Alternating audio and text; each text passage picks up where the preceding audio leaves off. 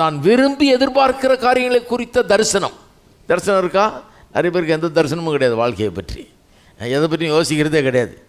ஏதோ போன வயிற்று பொழப்புக்காக இன்றைக்கி அரை வயிற்று கஞ்சி கிடச்சா போதும்னு நினைக்கிறாங்க. வீட்டில் வந்தோடனே பேசாமல் கொஞ்சம் நேரம் டிவியை பார்த்துட்டு பேசாமல் படுத்துங்க வேண்டியது.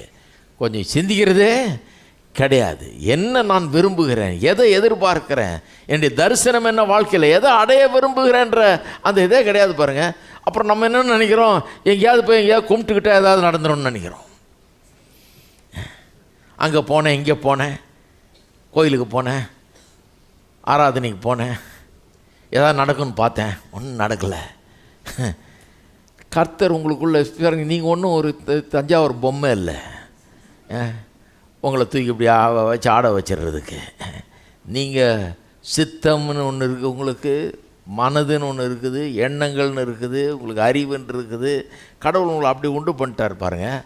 அப்போ கடவுள் அவராக ஒன்றையும் சும்மா நடத்துறது இல்லை. உங்கள் வாழ்க்கையில் எதையாவது நல்லது நடக்கணும்னா உங்களுடைய ஒத்தாசை ரொம்ப தேவை. நீங்கள் ஒத்துழைக்கணும். உங்களுடைய மனது கொஞ்சம் தேவை, உங்களுடைய இருதயம் தேவை, உங்களுடைய நாக்கு தேவை, எல்லாம் தேவைப்படுது பாருங்கள்.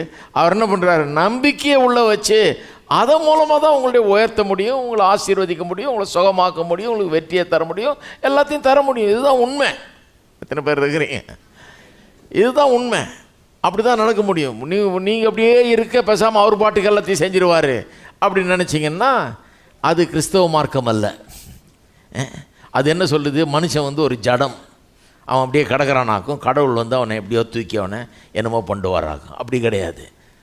உங்களுக்கு அறிவு இருக்குது, உங்களுக்கு மனம் இருக்கிறது, உங்களுக்கு எண்ணங்கள் இருக்கிறது, உங்களுக்கு ஒரு வாய் இருக்குது, உங்களுக்கு ஒரு இருதயம் இருக்குது, எல்லாம் இருக்குது பாருங்கள். இதெல்லாம் வச்சு தான் கர்த்தர் உங்களுக்கு ஒரு நல்ல எதிர்காலத்தை தர முடியும்.